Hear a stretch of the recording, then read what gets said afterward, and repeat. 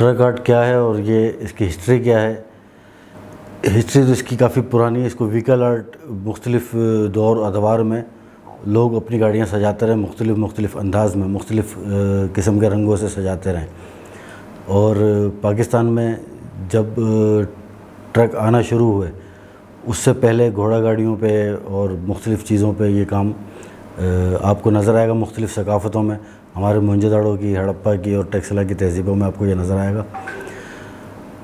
جب سے truck art, جب ٹرکوں پہ یہ کام شروع ہوا تو اس کو جب سے ٹرک آرٹ کہا جانے لگا, اور تقریباً جب سے یہ ٹرک پاکستان میں ہمارے کراچی میں آنے لگے تو اس کے بعد سے یہ کام ٹرکوں پہ بھی شروع ہو گیا. اس لیے اس کو ٹرک آرٹ بھی کہا جاتا ہے. کراچی کیونکہ پورٹ سٹی, اس لیے جو انگلینڈ سے اور جو ٹرک آنا شروع ہوئے برٹش دور میں بھی, اس وقت بھی اس پہ اتنا آرٹ نہیں ہوتا تھا. لیکن یہ ہے کہ جب 50-60 کے درمیان جب ٹرک بننے لگے, لوگوں نے اس کو اپنا روزگار بنایا تو اس پہ اپنے اپنے کمپنیوں کے نام بھی لکھنا شروع کیے, اور اس پہ اپنے اپنے ڈیزائن بھی اور اپنے علاقوں کی چیزیں بھی اس پہ بنوانے لگ گئے.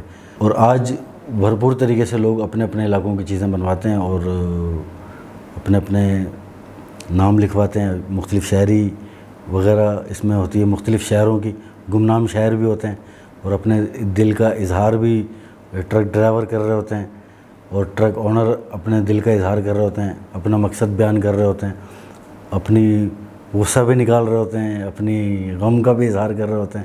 تو آپ ہر چیز اس پورے پروسیجر کو ملا کے, جس میں شاعری اور پینٹنگ اور اسٹیل, چمک پٹی اور پراندے مختلف, اس پورے اس کو ملا کے اس کو ٹرک آرٹ کہتے ہیں. اور تصویروں میں, پرانے کلچر میں اگر اس کو آپ دیکھیں تو یہ ہمارا ایک بھرپور طریقے سے نظر آئے گا, جس کی نئی شکل, جو جدید شکل آپ دیکھ رہے ہیں, اس میں کئی کلر یوز ہو رہے ہوتے ہیں, استعمال ہو رہے ہوتے ہیں کئی کلر.